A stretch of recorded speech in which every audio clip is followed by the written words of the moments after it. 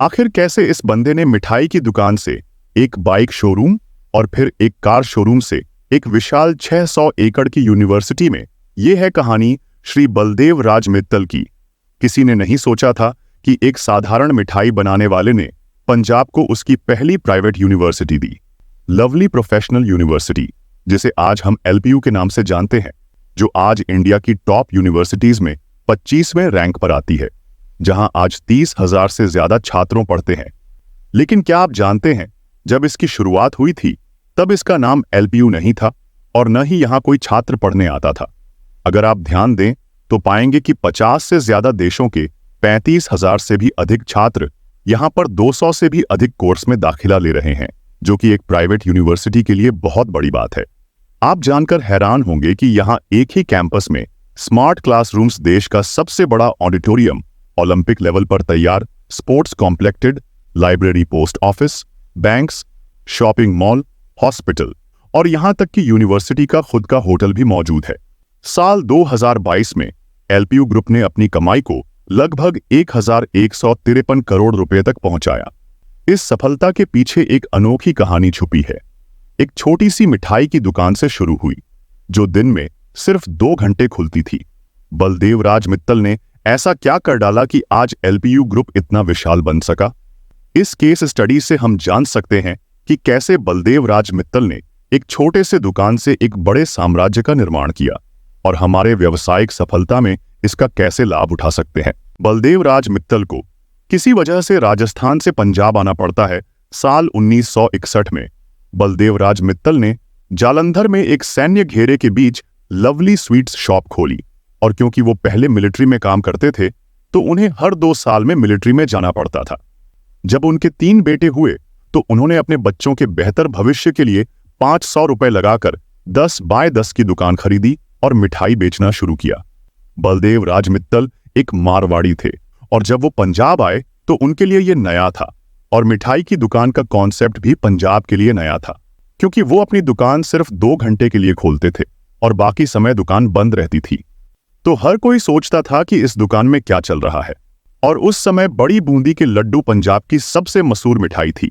लेकिन वो क्या करते हैं, वो छोटी बूंदी से बनाने की कोशिश करते हैं और ये प्रयोग बहुत सफल होता है, और धीरे धीरे दुकान इतना अच्छा प्रदर्शन करने लगती है कि वो जालंधर में एक नई दुकान खोल लेते हैं। और 1970 के दशक के मध्य तक जालंधर में लवली स्वीट्स का नाम इतना मशहूर हो गया था कि हर कोई उनकी मिठाई खाना चाहता था। लेकिन एक दिक्कत थी कि इतना सब करने के बाद भी व्यापार उतना नहीं बढ़ पा रहा था जितना वो चाहते थे, जितना उनके सपने थे। और यही वो समय था जब बलदेव राज मित्तल के बेटे श्री रमेश मित्तल ने अपनी 11वीं की पढ़ाई छोड़ दी और अपने पिता के साथ व्यापार में हाथ बटाने के लिए उनके साथ जुड़ गए। और फिर उनके भाई नरेश मित्तल ने कॉलेज की पढ़ाई छोड़ दी और अपने पिता के व्यापार में शामिल हो गए। अब बलदेव राज मित्तल और उनके दोनों बेटे अपने व्यापार को जितना हो सके उतना बढ़ाने की कोशिश करने लगे, और उन्हें बहुत सफलता भी मिली। दोनों बेटे रिटेल से होलसेल व्यापार में उतरे और धीरे धीरे लवली स्वीट्स का नाम पूरे देश में फैलने लगा। रमेश और नरेश के अलावा बलदेव राज अपने सबसे छोटे बेटे अशोक मित्तल को भी इस बिजनेस में शामिल करना चाहते थे, लेकिन अशोक मित्तल की ख्वाहिश थी कि वो अपनी लॉ की पढ़ाई पूरी करें। जब अशोक इस व्यापार में शामिल होते हैं तो वह इसे और फैलाने की कोशिश करते हैं। अस्पताल, hydro power project, automotive parts का निर्माण। अशोक मित्तल ने कई क्षेत्रों में अपने हाथ आजमाए, परंतु असफलता ही उनके हिस्से में आई। साल 1991 में अशोक ने देखा कि जालंधर में ऑटोमोबाइल का क्रेज तेजी से बढ़ रहा था, तो क्यों न इस अवसर का लाभ उठाया जाए। इसी सोच के साथ वह बजाज की डीलरशिप लेने के लिए पहुंच जाते हैं। उन दिनों बजाज के मालिक राहुल बजाज खुद इंटरव्यू लेते थे ताकि सही व्यक्ति को ही डीलरशिप मिले। जब उन्हें पता चला कि अशोक का मुख्य व्यवसाय मिठाई की दुकान है तो उन्होंने कहा, हमारा व्यवसाय इतना भी खराब नहीं कर रहा है कि हम उसकी डीलरशिप किसी मिठाई वाले को सौंप दें। यह बात सुनकर भी अशोक मित्तल निराश नहीं हुए। वे किसी भी हालत में डीलरशिप लेकर रहेंगे, और उन्होंने राहुल बजाज से कई बार मुलाकात की। आखिरकार अशोक के आत्मविश्वास और जुनून को देखकर राहुल बजाज ने उन्हें डीलरशिप देने का फैसला किया। उन्होंने बजाज ऑटोमोटिव की डीलरशिप ली और उसका नाम रखा लवली ऑन्टो, और यह व्यापार तेजी से बढ़ने लगा। लवली ऑन्टो का कॉन्सेप्ट काम कर रहा था और 1996 में उन्होंने मारुति सुजुकी की डीलरशिप भी हासिल कर ली। इसी के साथ लवली ऑन्टो और लवली स्वीट्स दोनों व्यापार से फैलते रहे। देखते देखते साल 1999 आ गया और अशोक मित्तल ने शिक्षा के क्षेत्र में कदम रखने का डिसीजन लिया।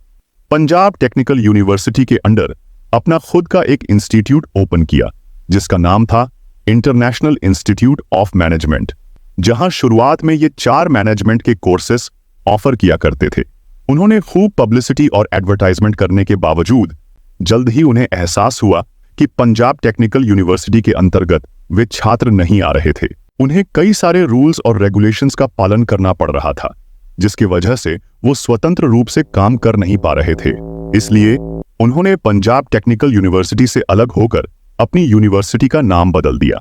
जैसे लवली स्वीट्स और लवली ऑन्टो, उन्होंने यूनिवर्सिटी का नाम लवली प्रोफेशनल यूनिवर्सिटी रख दिया। देखिए, बलदेव राज मित्तल के 3 बेटे हैं, रमेश, नरेश और अशोक मित्तल। रमेश मित्तल के 2 बेटे हैं, अमित और अमन। नरेश मित्तल के 2 बेटे हैं, शैशव और वैभव। अशोक मित्तल का एक ही बेटा है जिसका नाम प्रथम है।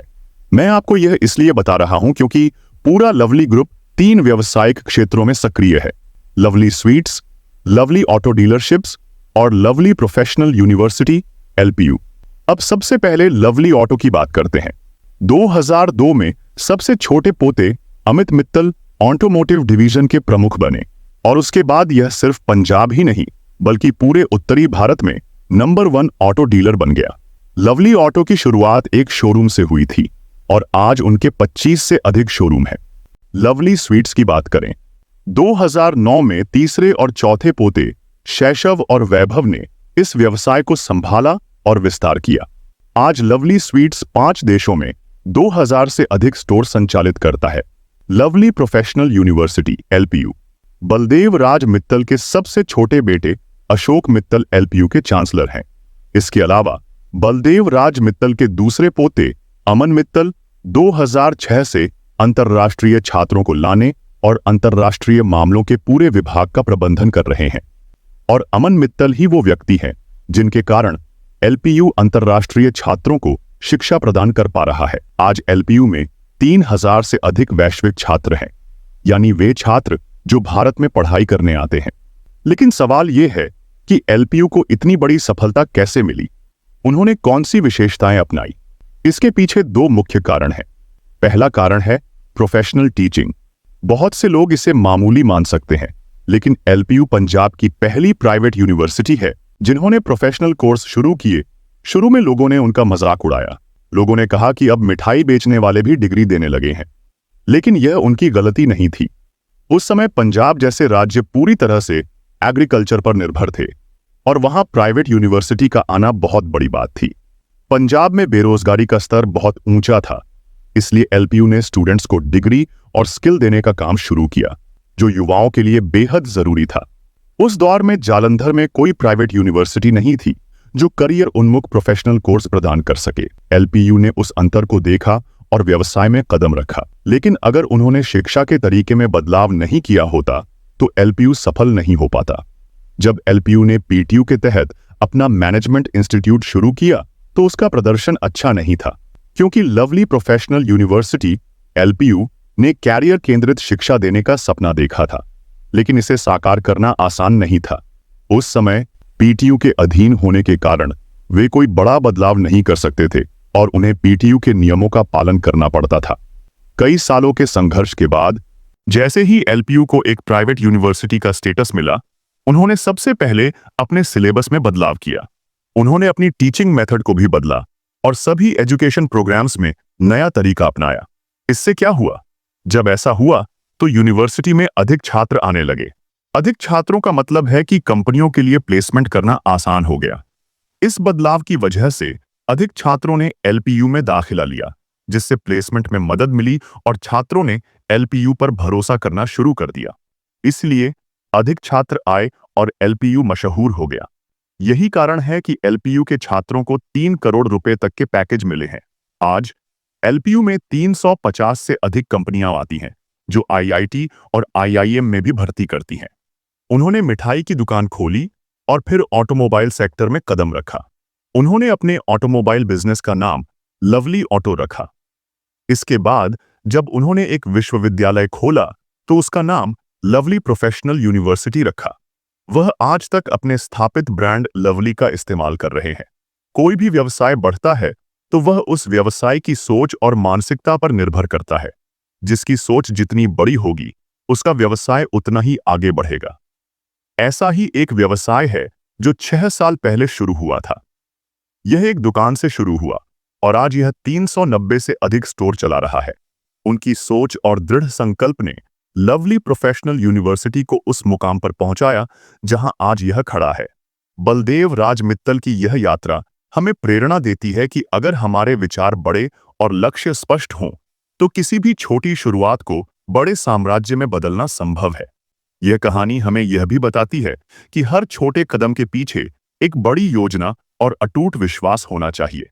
तो दोस्तों, इस कहानी से सीख लेकर अपने व्यवसाय को आगे बढ़ाने के लिए बड़े सपने देखें और उन्हें साकार करने की दिशा में मेहनत करें।